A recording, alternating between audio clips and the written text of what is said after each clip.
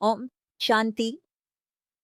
Central minister of defence Shri Ramnath Sinhji અમારા વિશેષ અતિથિગણ અને અમારા વિશેષ યોગ અમારા દેશના વીર રક્ષા કરનારા બધા અહીં હાજર છે.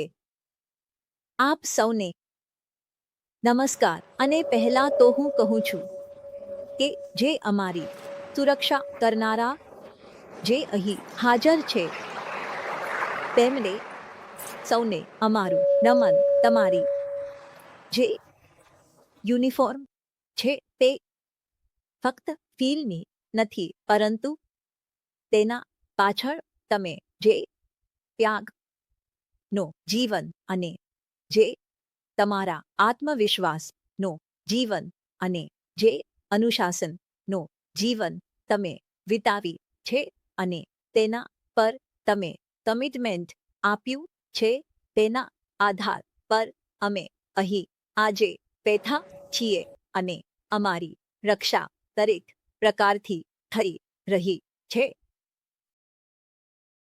પરંતુ હું આ પણ માનું છું કે તમારું ફક્ત બાહ્ય બાબતોની શક્તિ નથી પરંતુ આજે તમે અહીં શાંતિ બનવા આવ્યા છો જ્યાં આ વિશેષ પાવન ધરણી પર અમે માનીએ છીએ કે આત્મા શાંતિ જ સૌથી મોટી શક્તિ છે અને અમે આ જોયું છે કે જ્યાં શાંતિ છે ત્યાં આત્મવિશ્વાસ પણ વધે છે. તમારી શક્તિ અનેક પ્રકારની જે આંતરિક છે તે પણ વધે શકે છે. આત્મા શક્તિ શું છે? અમે માનીએ છીએ કે દરેકના અંદર એક દિવ્ય જ્યોત છે અને જ્યારે અમે તે દિવ્ય જ્યોતને ઓળખીએ છીએ ત્યારે આત્માની જે જાગૃતિ આવે છે તેમાં અનેક પ્રકારની અમારી જીવનની ખૂબ સુંદર પ્રાપ્તિઓ થાય છે. તેમાં દરેક રીતે અમે દરને વિદાય આપી શકીએ છીએ. આત્મવિશ્વાસ વધે શકે, આત્મબળ વધે શકે અને સાથે સાથે અમે આપણા મન પર સારી રીતે નિયંત્રણ મેળવી શકીએ છીએ.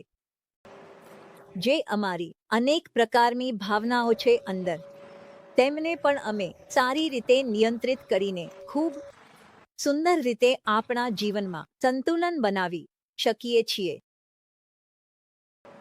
રાજ્યોનો જે અભ્યાસ છે તે કોઈ શ્રદ્ધાર્મ અથવા કોઈ ક્રિયાનો અભ્યાસ નથી પરંતુ આ એવો અભ્યાસ છે જેમાં અમારી નિર્ણય શક્તિ વધે છે.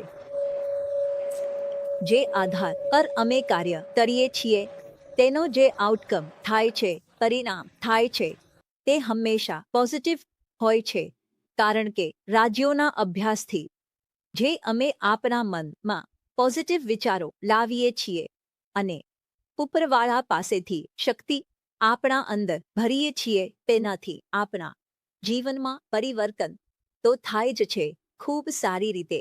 સ્વયં સશક્તિકરણ અને સ્વયં પ્રગતિ તો થાય જ છે પરંતુ જે પણ અમે કાર્ય કરીએ છીએ સર્વ સાથે જે સંબંધ રાખીએ છીએ તેમાં પણ અનેક પ્રકારની પ્રાપ્તિઓ થાય છે.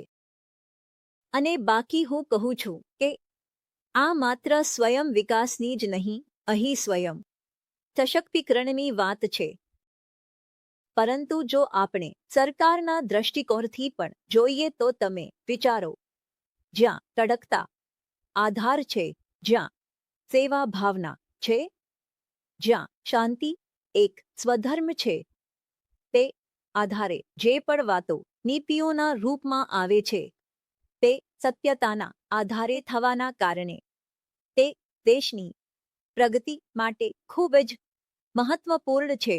તેની પણ ખૂબ સુંદર પ્રગતિ થઈ શકે છે.